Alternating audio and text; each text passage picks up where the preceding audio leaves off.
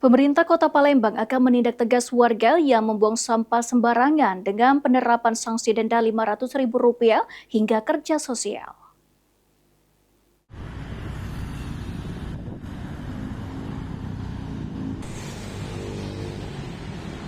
Masih maraknya pembuangan sampah liar di sejumlah titik di Palembang membuat pemerintah kota memperketat pengawasan.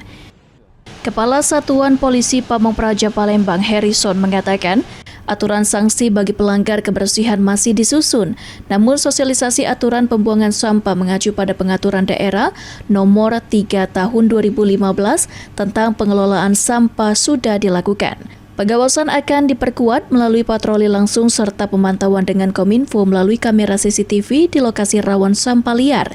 Warga yang kedapatan melanggar akan langsung ditindak tegas melalui aturan. Sudah sosialisasikan berkaitan dengan membuang sampah sembarangan. Nah, ini juga sudah diatur dalam peraturan daerah nomor 3 tahun 2015 tentang pengolahan sampah.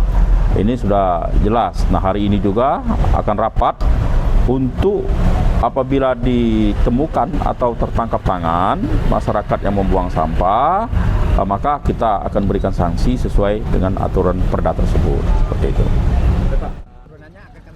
Sementara itu, Kepala Dinas Lingkungan Hidup Palembang, Ahmad Mustain, mengatakan saat ini pihaknya masih menyusun aturan turunan dan terus melakukan sosialisasi.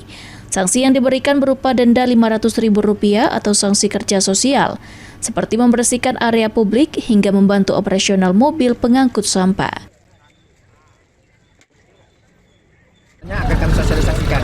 Kita menyusun beberapa instrumen untuk digunakan, misalnya membersihkan zona, bekerja di mobil sampah, dan lain-lain. Nah, nanti kalau sudah final, itu yang akan kita terapkan, kita sosialisasikan dulu, akan kita berlakukan. Harapan Pak Wali akhir Mei sudah efektif. Jadi kan kalau ini sudah harmonisasi, sudah selesai, sudah bisa kita sosialisasikan di awal bulan sampai dengan tengah bulan, maka kita akan melakukan efektif. Artinya Mustain menambahkan kebijakan ini ditargetkan melalui efektif diterapkan pada akhir Mei atas arahan Wali Kota Palembang, Ratu Dewa. Muhammad Aidil, PAL TV.